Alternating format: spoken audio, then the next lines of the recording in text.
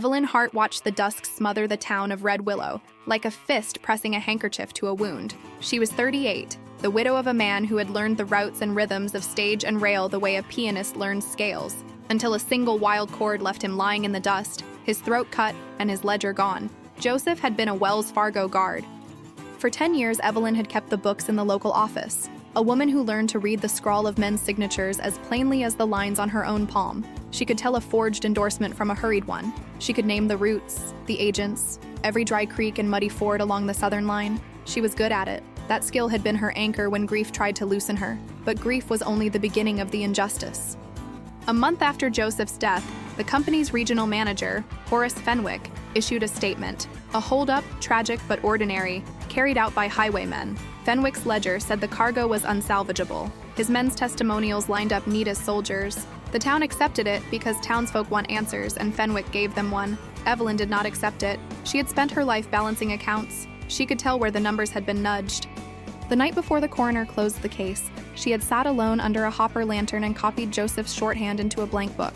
The signatures in the official ledger looked smoother than Joseph's, she thought, and the manifest numbers did not match the receipts from the eastward chest. That was a deliberate mismatch. "You'll stir trouble, Mrs. Hart," said Mr. Fenwick when she brought him the discrepancies. He was all oil and velvet tones, his cufflinks catching light like eyes.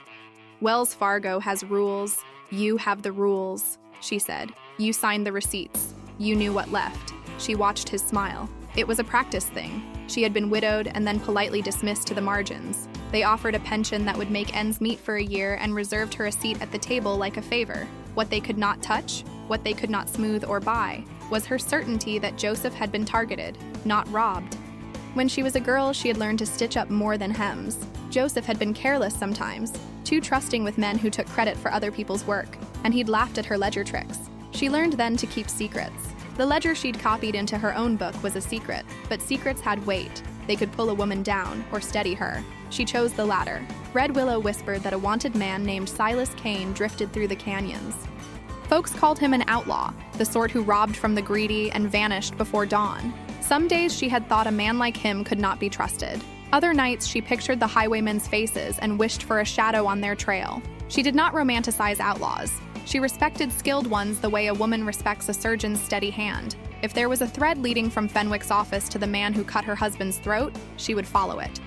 She found Silas one evening in the ruined remains of an old rail depot, a man with hair gone gray at his temples and a jaw that said he'd been the sort to make hard choices without ceremony. He did not look like the sort of man who read ledgers. He looked like the sort who could make men tell the truth whether they meant to or not. He also had the sort of history that left towns with badges and bounties in their mouths. When she approached him, she made a choice that felt like walking a narrow bridge. "I know what you did in the gorge 2 years back," Silas said without preamble, and Evelyn thought that the wanted were often the only ones who had the courage to be direct. "Why'd you look me up, Mrs. Hart?" "Because someone made the robbery look like men on horseback," she said. "Because my husband is dead and I don't believe it was random. Because I can read a ledger the way you read a room." She set her own small book on the splintered platform between them and pushed it like a chip of wood.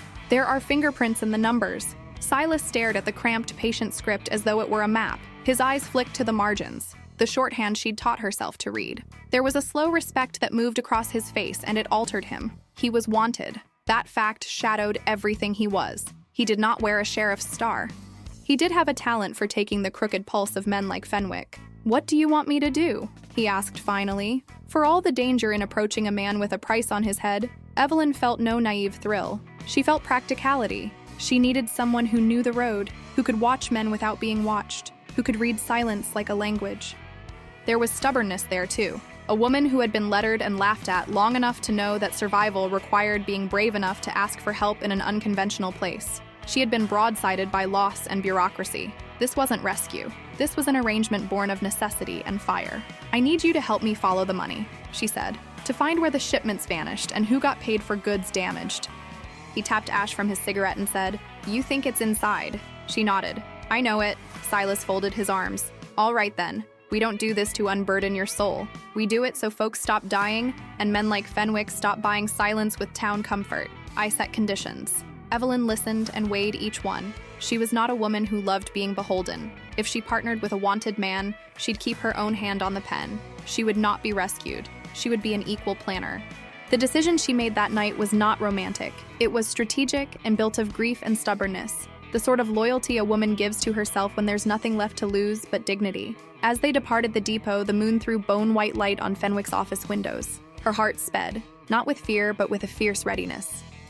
Something inside her moved. Joseph's laugh, the ledger's faint thumbprints, the taste of injustice, all combined to make one unshakable promise. She would see this through. If Silas wanted to walk the shadows with her, he would learn how she wielded the daylight. Evelyn did not make the first move lightly. Unmarked men with Fenwick's charisma could buy loyalty. They could buy silence.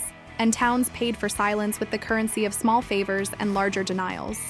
She accepted the practical fact that to expose a man like Horace Fenwick, she might have to ally with a man whom polite society hung in effigy. That did not mean she wanted to be saved. It meant she wanted leverage. The first days of the alliance were less cinematic than either of them imagined. There were long rides behind a wagon, conversations more about distances and water than about heroics.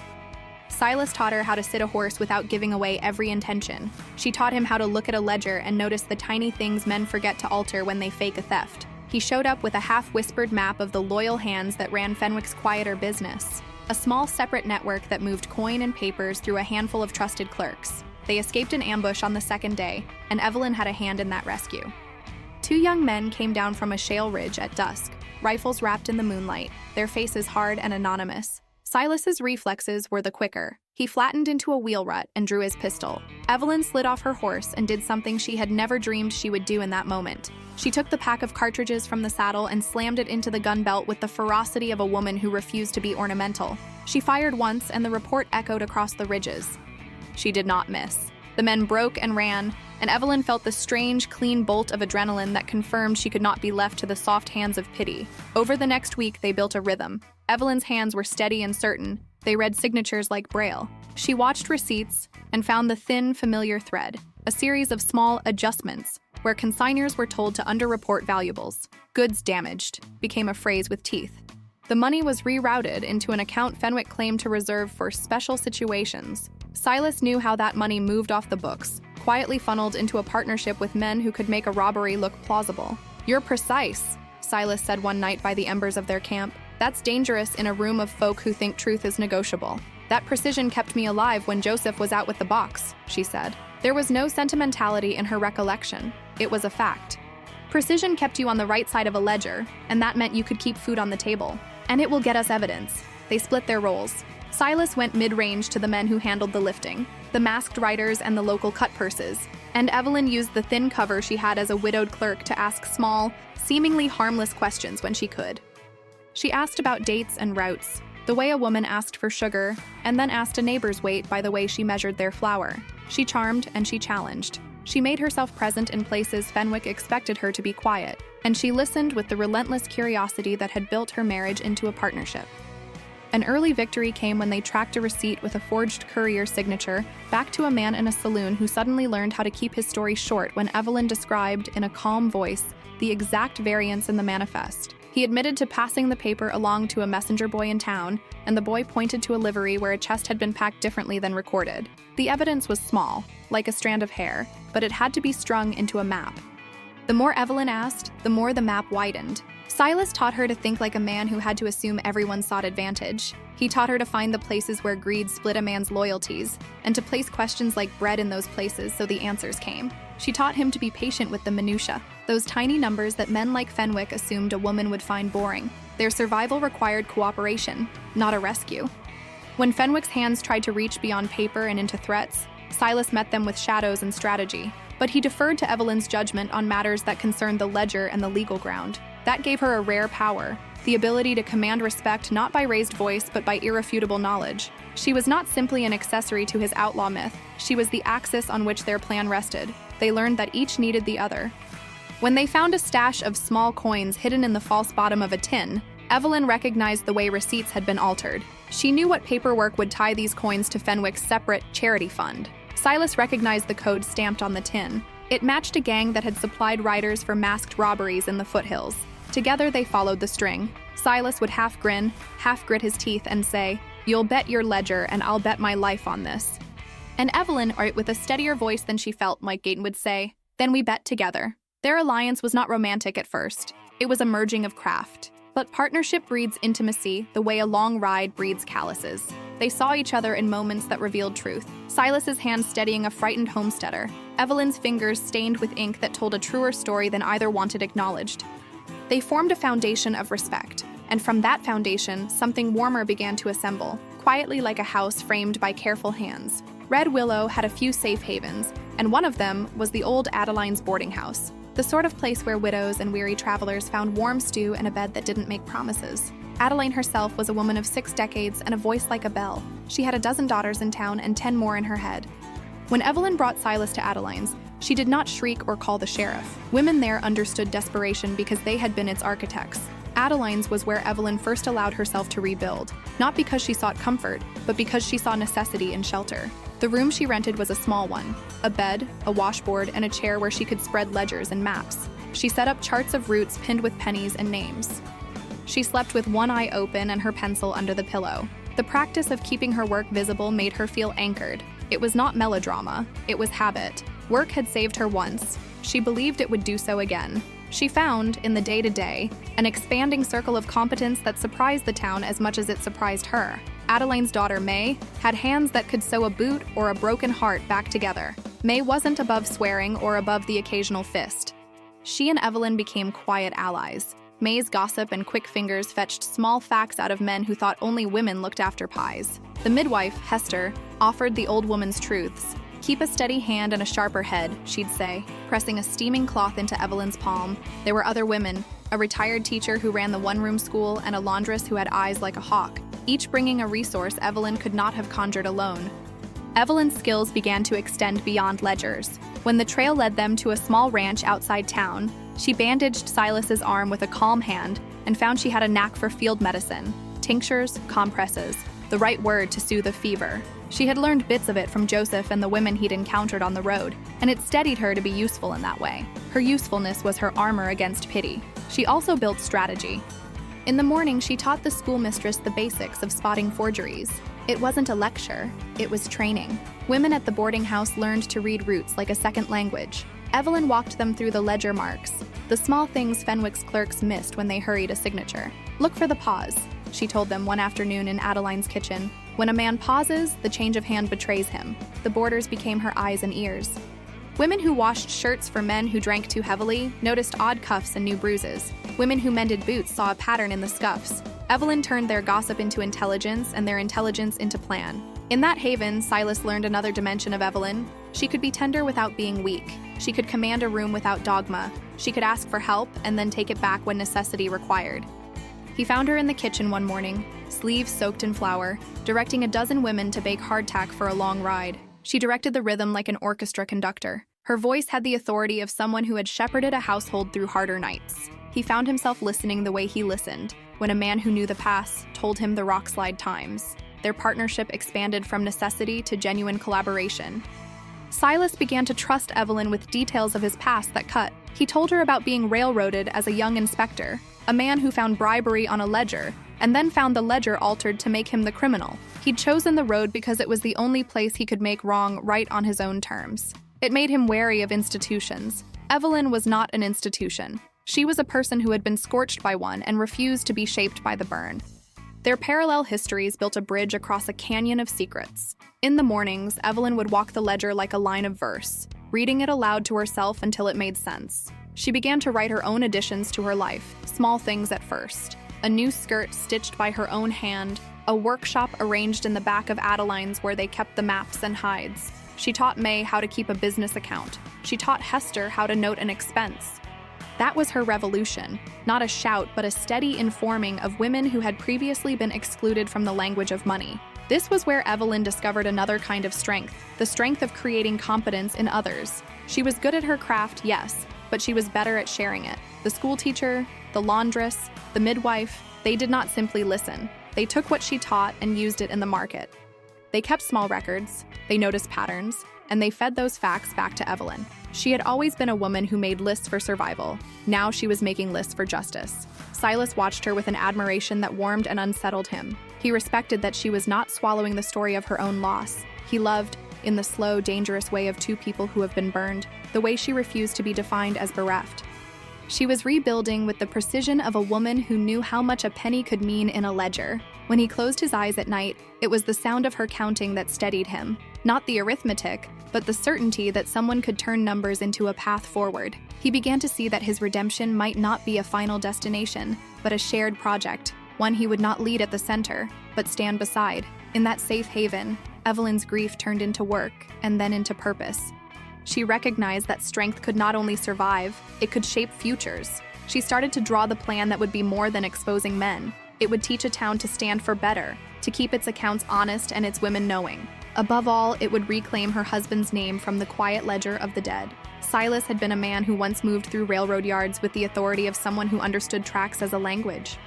He had been inspector and then victim, an expert in identifying when machinery, or men, had been tampered with. His outlaw history could have been the kind that swallowed Evelyn's narrative whole. It could have turned into a story of rescue where a dangerous man swept in and fixed the broken parts of her life. That was not what happened. Instead, Silas's criminal past offered tools that Evelyn bent to her own design.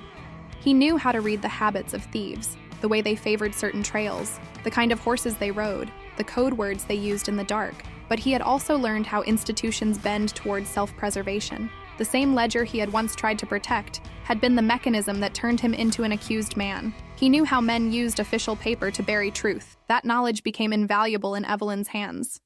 There came a day when Silas led Evelyn into the rusted belly of a freight house to show her the way men moved crates that were never truly empty. He pointed to a shadow in the pallet and said, "They like to use the freight houses to shuffle money, Mrs. Hart. They put 2 things in one crate, and if you don't open it, you'll never know what's missing." Evelyn pried at the boards and found a ledger, not Fenwick's, but the ledger of a man who kept accounts for the gang. It was small enough to be hidden under straw, but the handwriting was the same as that on the forged receipt she had copied weeks before. It listed payments and places, and a signature she recognized, the faint shorthand of a clerk who had once worked under Fenwick and now ran errands for the masked riders. "You were right," Silas said quietly. "This is the sort of trail men like you can follow. The paper remembers." She traced the entries with her finger, feeling the old exactness in her bones. It was proof and also a revelation. The network scale was bigger than she had expected. Fenwick's protective veil had many hands. This was the sort of knowledge that made a man reconsider his loyalties. If those men could move accounts and stage a robbery with currency that never belonged to them, they could buy silence and shape law. Evelyn thought of the coroner's file on Joseph and how quickly it had closed. She thought of Fenwick's smooth voice and the way townfolk sighed when he apologized. She thought of Silas, the man who had been forced into outlawry by men who fed off systems. She knew now what she wanted. Not a theater of reckoning in which an outlaw galloped in to right wrongs, but a meticulous exposure that would make the courthouse tremble. Silas's skills would be a hammer in hands that had learned to shape a chisel. They planned a sting that relied on both his stealth and her subtlety. Silas arranged for a small shipment to be intercepted on a stage run, not because he planned to steal, but because he wanted to place a decoy that would expose a courier. Evelyn arranged the paperwork with maddening slowness and patient precision. If a man who trusted Fenwick took the bait, the paper trail would turn on him. She would not be satisfied with men arrested for crimes they could forgive with money. She wanted the entire operation, the accounts, the men who signed the goods-damaged forms, the courier chain, to be visible under the courthouse lamp. He deferred to her judgments in the moments that mattered. When a decision had to be made about risking the lives of townsfolk for the sting, Evelyn insisted on a way that minimized danger and maximized exposure. "If we make this about revenge," she told him, "we both lose. If we make it about truth, we win the town." He watched her, and the look that crossed his face was not of a man being taught. It was of a man recognizing a commander. There were intimate lessons, too. He showed her how to move unseen and how to listen for the quiet change that precedes violence. He taught her to notice the type of boot print that belonged to a local man versus a traveler.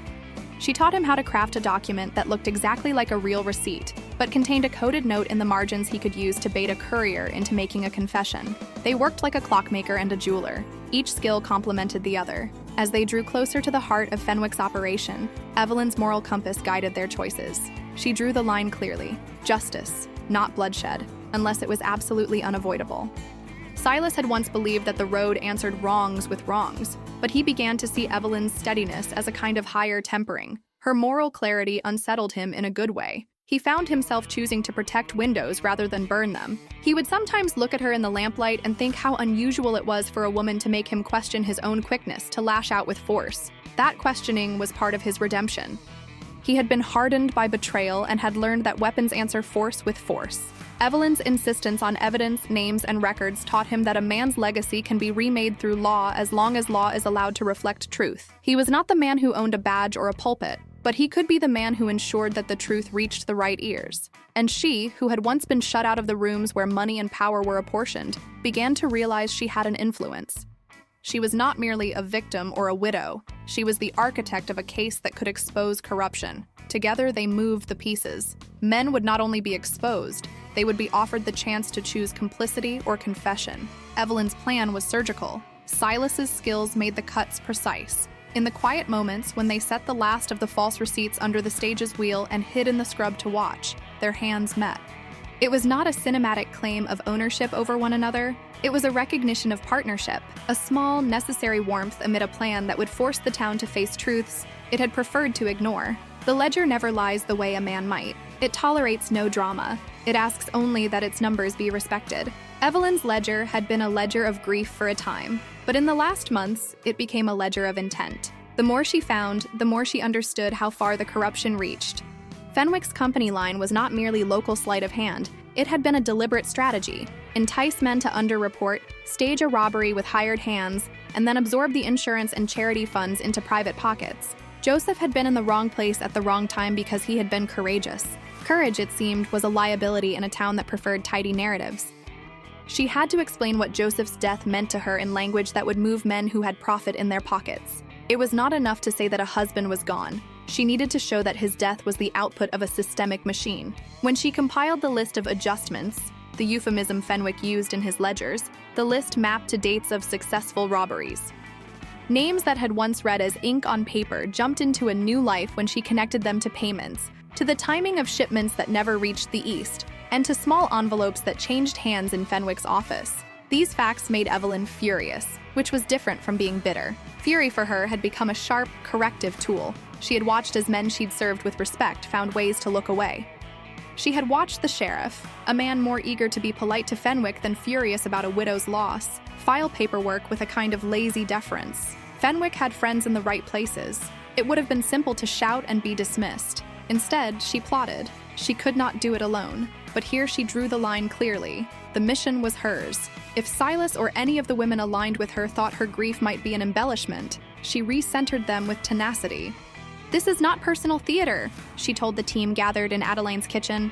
"This is a ledger. Our evidence will be as precise as a surgeon's incision. If we are messy, they'll sweep the pieces." When they staged their decoy interception, the payoff was immediate. A courier took the marked chest under a moon heavy with cloud and handed it to a man who had been in the saloon too often. That man, a clerk's friend who trusted the town's practices, bragged about the easy lift to a bartender who liked the novelty of crime. The bartender told a laundress's friend who told May, and May told Evelyn. The network of gossip Evelyn had set up produced a spy chain that brought the truth closer. She confronted Fenwick with the ledger copies she had assembled. She did it publicly, not out of spite, but strategy. She laid the pages out in the town hall while the usual crowd gossiped about the day's weather. Fenwick smiled like a man who thought he had already charmed the puzzle into submission. Evelyn read the entries aloud, the dates, the amounts, the names of the men who had received the funds. She watched the faces of the crowd move from complacency to confusion and then to quiet horror. A man who had been considered a pillar suddenly looked very much like any other man accused. Fenwick's response was predictably venomous. He called her a troublemaker. He said that a widow should be grateful for a pension and a place in polite society. The sheriff, uncomfortable and indebted to Fenwick's largesse, suggested that Evelyn had forged the documents in her grief. That was the old cruelty. Accuse a woman of making up her pain. He knew townspeople would be suspicious. If Evelyn had forged the ledger, it was only because that was what they expected of a woman who dared to speak loudly. Evelyn had prepared. Silas and a few of his reluctant contacts produced corroboration. Receipts from a man who had once been a courier but had been paid off to be quiet. An old clerk, a man with a conscience and a tremor in his hands, came forward to confirm the small handwriting. He spoke of being paid in coin to change figures and of being told to cover for the company. "What of the sheriff's ledger?" Fenwick hissed. "What of your marriage to the dead man you keep making saints of? You want to clean a man's name with sarcasm?" Evelyn shot back. "Then let's clean your books too." She had no misplaced sentiment. She had nothing to prove other than the truth and the lives needled into these numbers. Joseph had been one of the casualties of a system that allowed men to buy their sins. She wanted, more than anything, for the town to see what their comforts cost them. At the center of it all was a choice she had to make about justice. She could accept a settlement that would bury the case and let Fenwick keep his reputability, or she could risk everything to pull the truth into the light. She chose the latter. That choice cost her. Men she once thought allies went cold. The sheriff pushed indictments for making false accusations. The town's merchant guild threatened to blacklist Adeline's boarding house for hosting anarchy. Evelyn's name became a brand for trouble. It was the price of war, but she refused to be wearied. Justice was not a thing to be bought with comfort. The town's women rallied. They brought food to the makeshift office where she and Silas worked until dawn. They insisted on being witnesses. They bared small, private truths that the men had not recognized as evidence. A shipment marked as herd supplies that arrived empty. A guard who disappeared for a half day right before a robbery. The women's testimony was not theatrical. It was the accumulation of daily vigilance. Fenwick went on the offensive as any man with power will. He sent threats veiled as offers. He tried to bribe clerks back into silence. He hinted that the sheriff could make life difficult.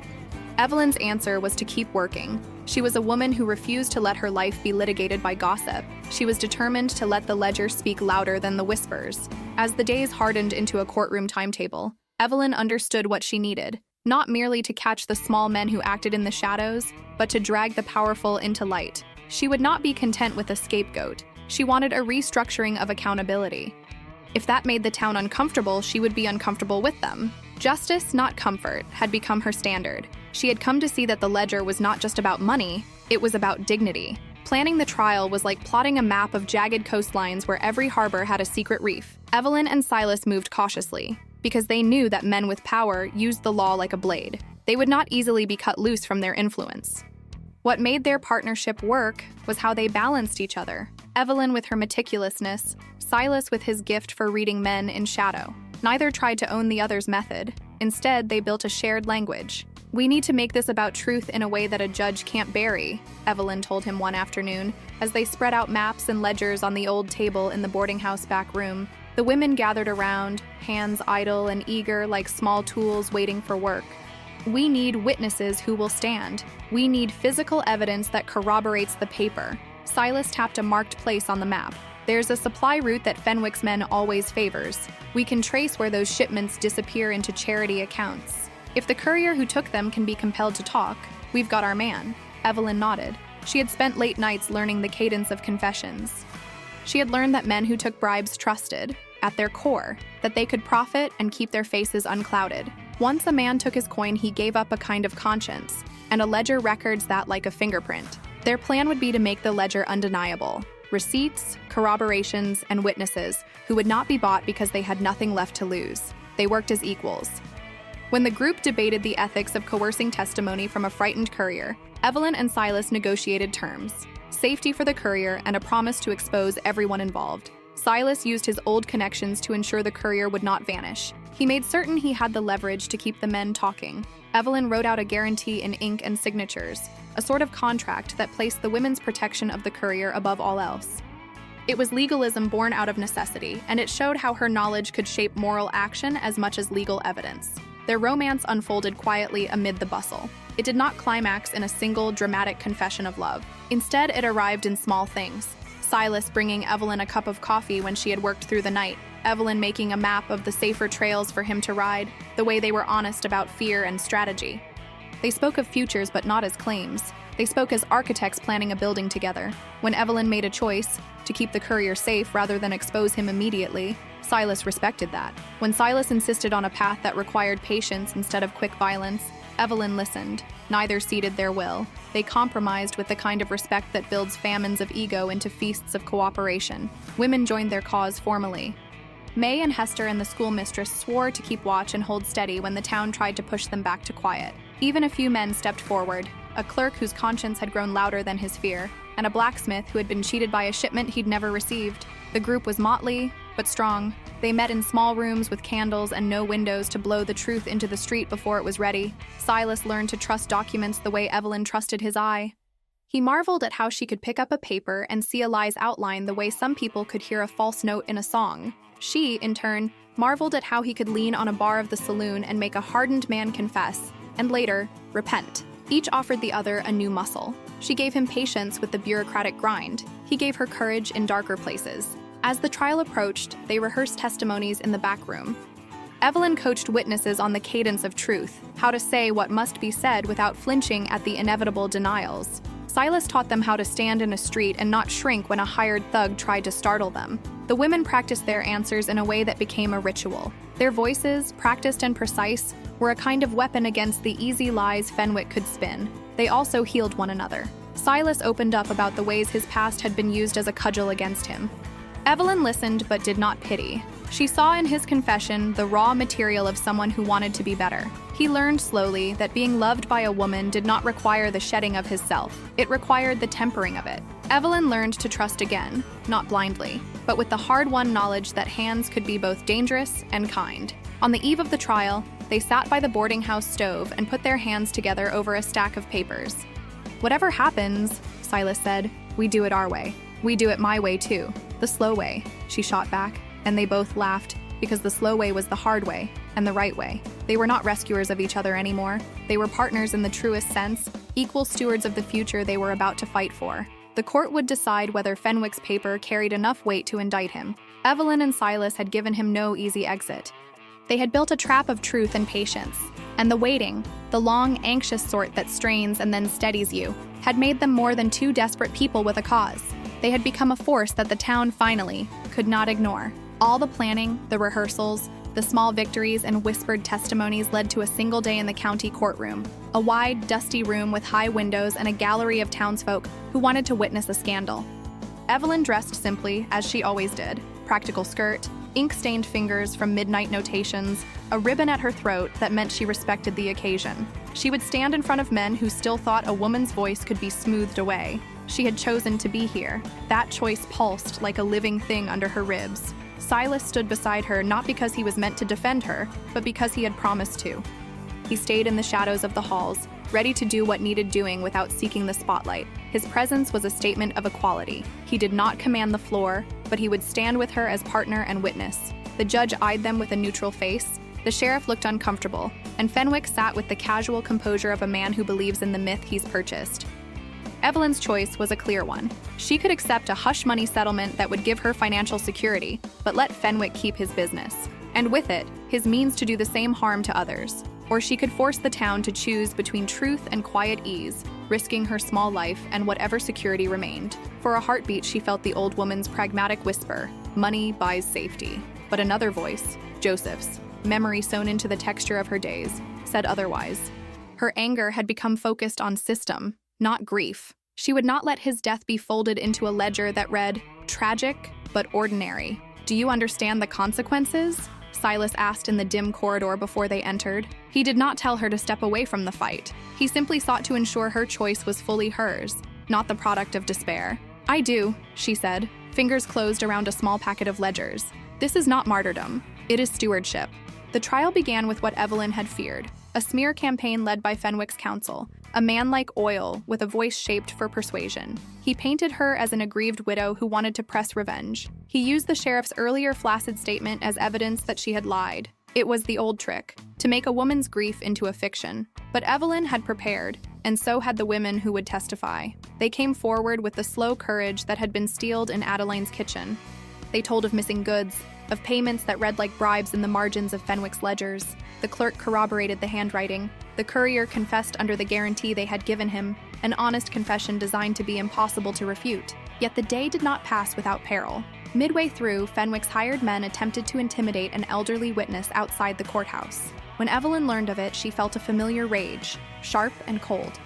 Her first instinct was to call for force, to have Silas and his men take immediate, ruthless action. But she remembered what they had labored for. She wanted justice, not revenge. She chose to call the sheriff, to raise witnesses, to put the men's actions on record. That choice exposed Fenwick's willingness to use his influence to coerce outcomes. There was a brief, suspended moment, the kind a horse feels before a jump, where everything might have collapsed. The jury might have been bribed. The sheriff might have scoffed. The town might have turned its back. Evelyn felt the weight of that potentiality as the whole of her future compressed into the span between breath and word. She stood and she appointed a way forward. She insisted on a warrant and a formal investigation. She demanded accountability. She was not asking for a clean triumph. She wanted structures to be altered so that the next woman would not need to fight alone. As the sun fell, the court recessed.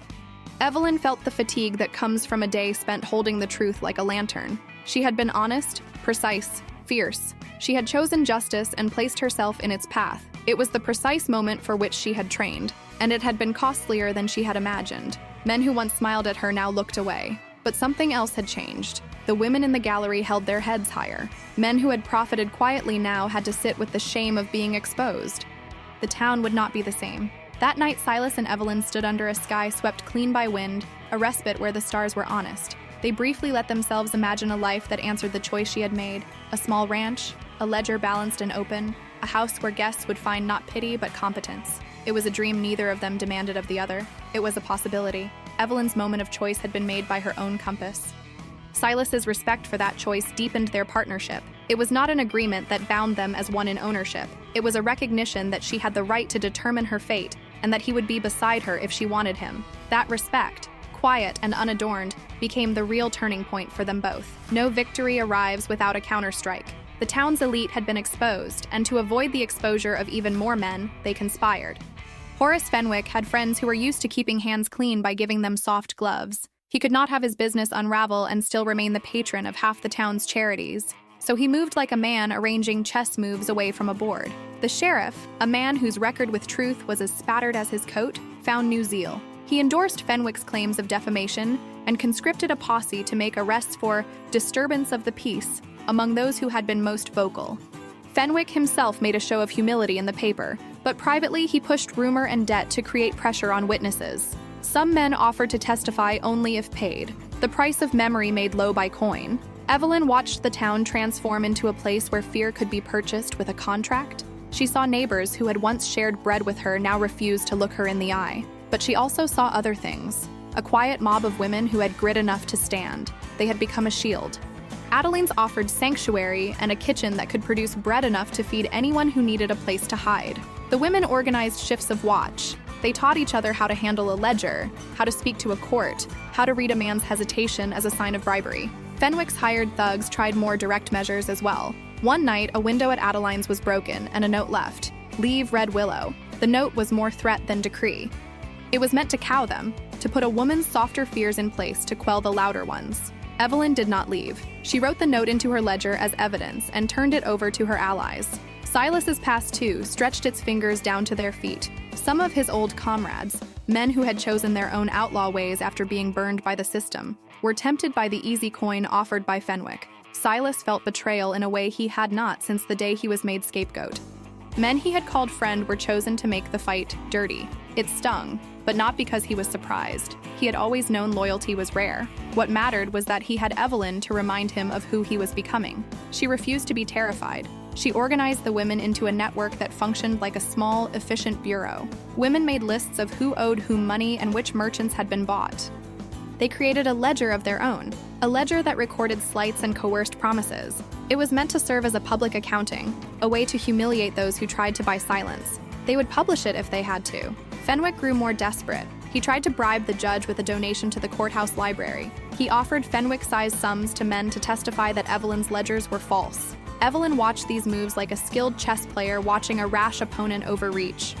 She moved her pieces with patience: direct testimony, corroborating receipts, and a public ledger of small men's crimes. When a merchant tried to buy 2 witnesses with coin, the women confronted him publicly. The humiliation was sometimes more effective than a legal process. The conspiracy reached a peak when the sheriff's posse attempted to arrest Silas on trumped-up charges, claiming that he was an accessory to a supposed recent theft.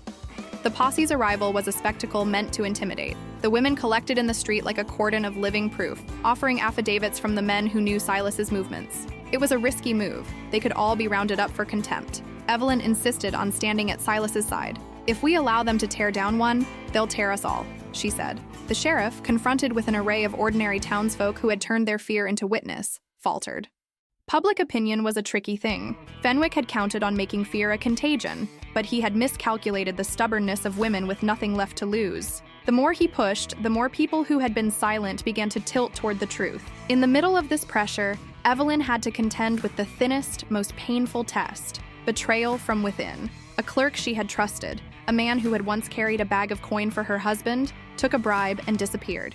He left behind a note that he had been forced. It was a lie thin as tissue. The town's panic grew, and Evelyn's will was tested. She sat alone that night with Joseph's copy of a ledger and thought about the choice she had made, about justice over comfort. She felt the loneliness of a woman who had invited risk into her life for the sake of others. Her response was not retreat, it was to double down. She called together the women and said plainly, "We will not be cowed." They set watches, created safe houses, and made a public appeal that the county morning paper could not ignore. They organized testimonies where the voice of a woman who cleaned a ledger would matter as much as a man in corduroy. Fenwick's money could buy men's mouths. It could not buy the courage that springs when women stand together. That solidarity shifted the tide in small increments.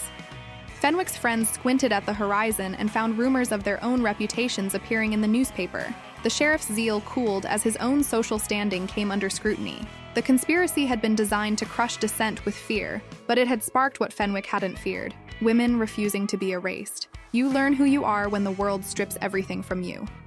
Evelyn had known hardship and grief, but the conspiracy against her had a way of making the worst collude into a single day. The men who had been exposed were desperate, and desperation breeds cruelty.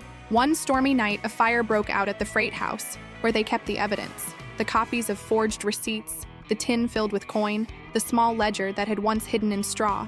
It was more than arson. It felt like an attempt to burn memory itself.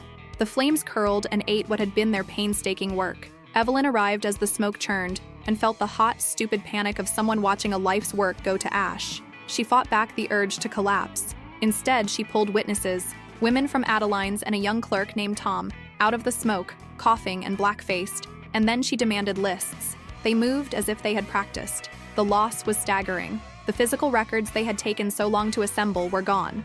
For a moment, silence seemed to lean a weight on the town. Fenwick denied involvement, as such men do when they are down, and the sheriff shrugged. The easy lie would have been to buy new papers and start again. But the arson had a deeper effect. It painted Evelyn as a troublemaker, whose cause mere luck could snuff out. Townsfolk who had watched from the edges could say, "See, it's getting dangerous," and turn back to safety.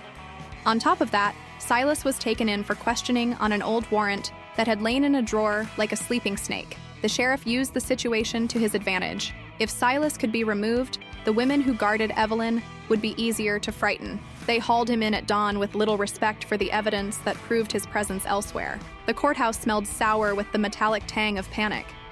Evelyn's darkest hour arrived when the one man she had counted on, a clerk who had promised loyalty, struck a deal with Fenwick to remove himself from the equation and testify against her in exchange for a clean record. He had been frightened. He had been the sort of man who thinks coin is the same as safety. His betrayal felt personal, not because she expected fidelity, but because betrayal carved the town's body in a new place, one that pushed her to the margins and left a jagged scar. When she heard of his cooperation, Evelyn felt her stomach hollow. She thought of Joseph's quiet hands and the ledger under her pillow. She thought of every small woman who had stood at her shoulder. The list of losses multiplied. She could have let herself be driven into retreat. It would have been the smart play, the one that left her with a pension and a roof. But she was not made of escape. She was made of endurance and ledger lines. She did what she did best. She recalibrated. Without the physical records, she turned to people. She found witnesses who had been overlooked. The stagecoach's stable boss, a grocer who had delivered feed, a nurse who had seen a courier's slashed palm. She had to sift through human memory instead of paper, and that is a thornier, more fragile business. She had to coax confessions from tired men and women and make them believe that their words could matter. Silas's detention hurt. He called from a cell that smelled of wet straw and old tobacco. He was bruised but unbroken. He did not want to be the center of her fight. He wanted her to save herself. "Leave me," he told her through the bars, his voice low and weary. "Go. Make your case without me." This was the fork she had feared. Rescue by escape looked like self-preservation. Rescue by ignoring him would be to deny the partnership they had forged. The choice was hers. The moment was raw and personal. She could leave Silas to the justice she knew was flawed, or she could risk more to bring him home because he had been part of their cause. The ledger in her head listed debts of loyalty as clearly as it did accounts. She chose loyalty. With the women behind her, she organized a daring plan to free Silas. Not a jailbreak of cheap melodrama, but a legalistic gambit that involved producing witnesses to an alibi and forcing the sheriff to account for his warrant. May and the laundress used their social knowledge to get a clerk to misfile a paper, making it possible for Evelyn to file a motion arguing misidentification. They gathered men who could testify in court that Silas had been at a particular watering hole when the supposed theft occurred. It was a risky, audacious move that required courage and a few blurred lines. They bluffed, they bought time, They made legal noises loud enough to make the sheriff's face pale. It worked, just barely. Silas's detainment became untenable. The man convicted of betrayal found his courage again when Evelyn called him out in public. Guilt and shame turned him into an ally of truth. Silas walked out of the jail on a cloud of town murmurs and a complicated wash of relief and fury. He had been shaken, but the ordeal steeled him. He looked at Evelyn not as a woman to be saved, but as a commander who had refused to submit. The fire had burned their papers, but it could not burn the truth they had placed in human mouths. Evelyn realized at that low point that even when the ledger is erased, testimony remains. People carry memory in their bones. The town's truth could be refashioned even without paper. That knowledge, the realization that humans can testify where ink cannot, became the spark that would rekindle their campaign. The old freight house had been a graveyard for evidence, but embers and loss galvanized Evelyn in a way she had not expected. The women who had rallied around her began to see her not as a woman undone by sorrow, but as a leader who could build a new kind of justice. She rose not on thunderous speeches, but on strategic clarity and a fierce insistence on the dignity of the truth. Her plan for final action was both simple and surgical. They would stage a public accounting that Fenwick could not buy off or hide. They would gather witnesses to attest to the paper trail's secrets, compile a new set of documents through sworn statements, and present a case so thorough that the court could deny it only by admitting its corruption. They would bring the town together and make it uncomfortable for men who relied on silence as profit.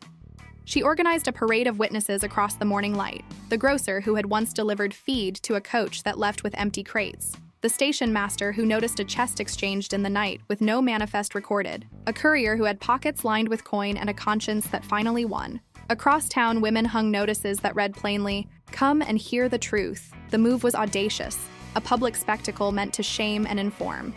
Fenwick could not have this silenced without admitting he feared a public watch. Silas took a role that required a restraint he had not always practiced. He and a handful of his old acquaintances moved to secure men who might flee the town. They did not stage violence, they arranged presence. Where Fenwick expected a fight, he found only the quiet, unnerving force of organized citizens and a band of women who would not be broken.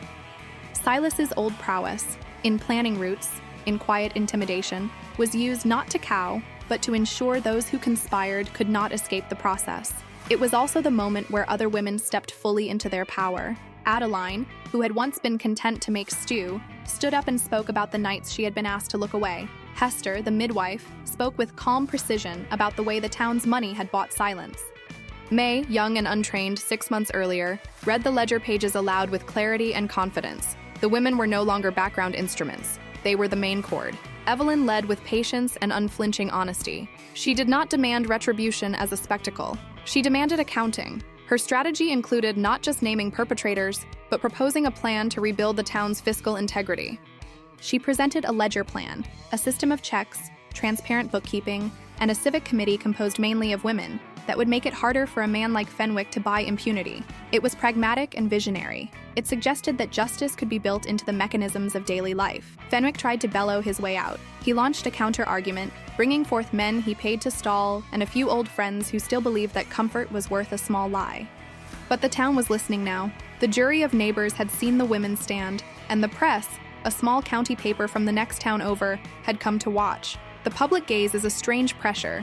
A man can look powerful in private, but under light, power is forced to be accountable. The final confrontation came not as a cinematic shootout, but as a judicial unspooling. The judge, a man whose reputation for fair play had always been quietly respected, leaned into the weight of the evidence and found cause to issue warrants. The sheriff, with his own wig of impropriety exposed, found his options narrowing. Men were arrested for taking payments and altering manifests. Fenwick's name was tarnished in print and in law. Evelyn stood in the courthouse vestibule and felt something she had not allowed herself to feel in months, relief braided with fierce vindication. She had not wanted Fenwick's ruin for its own sake. She wanted a community that could not be bought. Her work was to continue beyond the trial, to build the structures she had proposed, and to ensure women had access to financial authority. But for the first time since Joseph's death, she felt the ledger settle. Silas stood at her side not as a conqueror, but as a companion. He had been part of the operation from the inside out, and his role in bringing men to testify had been essential. He had returned to a life that would be less furtive. Redemption for him was not granted by law, but by the consistency of his actions. He stayed, he worked to repair what had been broken, and he learned how to be present without overshadowing. A number of women, the laundress, the school teacher, May, had their own transformation. They had been trained in small business practices. They now found roles in the new civic accounting committee. Adeline's boarding house became a kind of civic hub where small meetings were held on how to run records honestly. The women's newfound competence altered the town's rhythms. Women were no longer merely passive recipients of the economy. They were its stewards. In the months after the trial, Fenwick's charges held. He was convicted of embezzlement and hush payments. The sheriff faced a hearing and was removed for negligence. Silas, cleared of the manufactured charges against him, chose not to return to the road. Instead, he took up work helping rebuild the freight house under Evelyn's plan, lending his skill in logistics to a legal, honest enterprise. It was a small redemption, steady as a river. Evelyn watched the town begin to heal, but her most significant triumph was not legal. It was the way women now held their heads in markets and councils. It was the way they kept their books and insisted on signatures. It was the way Evelyn, once widowed and dismissed, had become the architect of a civic change that ensured other women would not suffer the way she had. She had risen not only to expose corruption, but to remake the systems that permitted it. It was a victory that required fewer fireworks and more patient work, and she embraced it with a stubborn joy. The morning the verdicts were read, the courthouse was full to the rafters. Windows steamed from the warmth of bodies pressed against the cold glass. People came to see not the theater of ruin, but the unfolding of accountability. Fenwick's name, which had once opened doors and smoothed arguments, now sat heavy in the air like a bad taste. His conviction for embezzlement was a public sealing of the ledger's truth, but Evelyn had never sought only a man's fall. Her triumph was encoded in a far larger shift: the institution of a civic board to oversee shipments, an overhaul to the town's bookkeeping systems, and an opportunity for women to sit at the table where once only men made decisions. She proposed the standards. She wrote them in clear, uncompromised ink. It was practical legislation she had learned to write from necessity. The courthouse's decision sent shockwaves through the county. Men who had profited off easy hush payments were forced to reckon with their small cruelties. They could pay fines and they could be docked of privileges. The sheriff was removed from office for negligence and dereliction. Fenwick's assets were seized enough to repay a portion of the money that had been siphoned. It was not total restoration. The dead could not be restored, but it was structural correction. On the afternoon the court issued its mandate, townsfolk gathered at Adeline's on the pretense of tea and stayed for a meeting. Evelyn had stood before a table that now looked less like a kitchen and more like a council chamber. Men came, awkward and wary, and women sat with the same confidence as men had previously claimed. She proposed a registry for shipments, a public ledger of community funds, and a small training school to teach bookkeeping to women. There was murmured assent and the occasional scoff, but a subtle tide had turned. Silas and Evelyn walked through town together, not as lovers who cling, but as companions who share work and affection. He had taught the town a new skill, how to secure evidence without violence, and she was brisk about creating structures that would prevent a man from buying silence again. He looked at her with a soft, bright admiration that was not possessive. It was equal, earned, and two-way. He had been changed by her insistence on integrity. She had been changed by his readiness to do the tough thing without seeking blood. The partnership took its true form in the work they did after the verdict. Silas proposed improvements to the freight house that would make it impossible for crates to be altered without a second signature. Evelyn drafted a simple system: receipts stamped, checks logged, community oversight to prevent the old sleight of hand. They presented the plans to the town. People watched them present as equals, the outlaw and the widow turned civic leader, and the sight was oddly reassuring. It suggested that redemption and resilience were not the properties of men alone. They were practices people could learn. Women stepped forward to take formal roles. May became the assistant keeper of the registry. Adeline became the first of the civic board secretaries. Hester taught a night class at the school on small business management. They were not just caretakers of the hearth anymore. They were stewards of the town's financial health. Evelyn watched them with the fierce pride of a teacher who has taught students to stand. She had not simply avenged a wrong. She had uplifted others to guard against it. Silas did not demand to be her man. He offered his hands, his heart, and his name if she wanted it. He respected the fact that she had to choose him of her own accord. That choice was neither obligation nor surrender. It was the reciprocation of parallel journeys. They began to build a life that included partnership and mutual respect. He worked on the freight house by dawn and sometimes rode with her at dusk to check the ledgers. They shared small moments of domesticity, repairing the chairs at Adeline's, planting a sapling near the front door, sitting in silence with a cup of coffee and letting the weight of years settle. In the larger arc, the town had learned a new truth, that women who keep accounts must be listened to, that grief can be translated into systems change, and that men who once were villains can be reformed when they stand with honesty. Evelyn's victory was neither grand nor solitary. It was communal and patient. She had held men accountable, yes, but she had also created spaces for others to learn and lead. Above all, she had not become the woman people expected her to be, perpetually broken and waiting. She had become someone who could bend the world toward fairness. Her ledger was not only a book of accounts, it was a ledger of life, and its final columns read of recovery, reform, and a community that, slowly, learned to keep better books. 3 years later, the town of Red Willow looked different in small, consequential ways. The freight house gleamed with a new roof and a proper overseer's office. A small plaque near the registry door listed the names of those who had volunteered to serve on the civic board. The local paper ran an editorial about the importance of transparent accounting, and Evelyn's School for Women in Bookkeeping had a waiting list. The hum of commerce felt steadier. Evelyn's hands were still ink-stained half the day. She wore her hair in a sensible bun that revealed a sunline across her cheek like a map of labor. Her clothing no longer bore the tired sloppiness of grief. Instead, it bore the quiet order of someone who had reclaimed a life. She had invested the modest settlement and a portion of the community funds into buying a small stretch of land west of town, a low-rolling acreage that she had wanted since Joseph's time. She named it Hartstead, in a way that honored memory without living in it. There she planned to host a school, a safe house for women, and a small mercantile. Silas had stayed. He did not become a domesticated shadow in her life. He became her partner in the sense that two people who know themselves choose to walk together. He helped her manage the freight operations and lent his expertise to the board when they consulted on route safety. He had changed. The quick temper of the man who once took roads for himself had softened into a resolve that said he preferred building to claim-making. Their love was not public theater. It was the quiet satisfaction of someone who finds a true companion late enough in life to appreciate the gift of shared work. Women who had once feared speaking now led lectures at the town school. The laundress taught a course on record-keeping for home businesses. May became the manager of Hartstead's small shop and ran a ledger of her own with the same steady confidence Evelyn had taught her. Adeline's boarding house had a corner office where women could rent a desk to write and count. The town's affairs were still governed by men and women both, but the balance had shifted to be more honest. One winter evening, Evelyn and Silas sat by a wood stove in the house at Hartstead.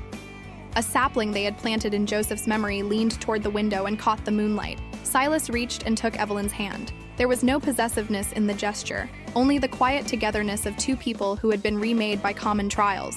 "You did this," he said, not as praise that lived to flatter, but as witness. He understood the scale of what she had accomplished. It had not been his to fix, and he had never tried to fix it. He had been a tool among many. Yet he felt the pride of a man who had stood beside a leader and helped make a new order. She answered him with a small smile that had patience in it. "We did this," she corrected. "The women did this. You helped. I just refused to accept the ledger's silence." Their partnership felt rooted in a freedom neither had expected to find. They did not rush to define it. They let it be what it was: mature, practical, and intimate. People noticed. Some of the younger lads in town would glance at them in a way that suggested they had witnessed something rare, an equality that was not a performance but a daily practice. Evelyn's life had become a lesson she taught by living it. She mentored other women who came to her office with questions about accounts and courage. She insisted on small details: keep separate ledgers for household and business. Never agree to a handshake in matters of money. Teach your daughter how to sign her name with confidence. Her last workshops were as full of laughter and determination as they had been once full of fear. As for Fenwick, he served time and later died with a citizen's book that held a notation of his crimes. The town of Red Willow did not revel in his ruin. They used the moment to build better habits. And now, when women passed through the registry door, they did so with a presence that was not tentative. Evelyn's transformation had completed itself, not in a single theatrical act, but in the slow, steady remaking of a life and a community. She went to sleep with a ledger under her pillow sometimes, not for obsession, but because she liked the way it represented order. She and Silas sometimes sat up late and reconciled accounts as a kind of domestic game. They argued gently about margins and occasionally about whether to plant one more sapling. They talked about nothing in particular and everything important. The last scene at Hartstead was a quiet porch with the sound of children, small apprentices from the bookkeeping school, practicing sums on slates. Women walked by in purposeful steps. Men moved through the town with a new respect. Evelyn leaned back, fingers clasped with Silas's, and felt that peace she had been denied for so long. And now, to you. And so her story ends where yours continues. She was told she was broken, but she proved them wrong. She was left for dead, but she rose stronger. She was meant to be silent, but she roared. If you are a woman who's been knocked down but refused to stay down, If you believe that it's never too late to reclaim your power, if you know that the strongest love is built between equals who lift each other up, then you've found your tribe. Subscribe to witness more legends of women who refused to be victims, who turned pain into power, who wrote their own endings. Like this story if you believe every woman deserves a second chance at happiness on her own terms. Share it with every woman who needs to remember her own strength. Hit that bell, sister. Because these stories aren't just entertainment, they're reminders that you're stronger than you know, braver than you believe, and deserving of a love that sees you as the hero you truly are. Go on now. Keep your ledger close and your voice closer. You are not done yet.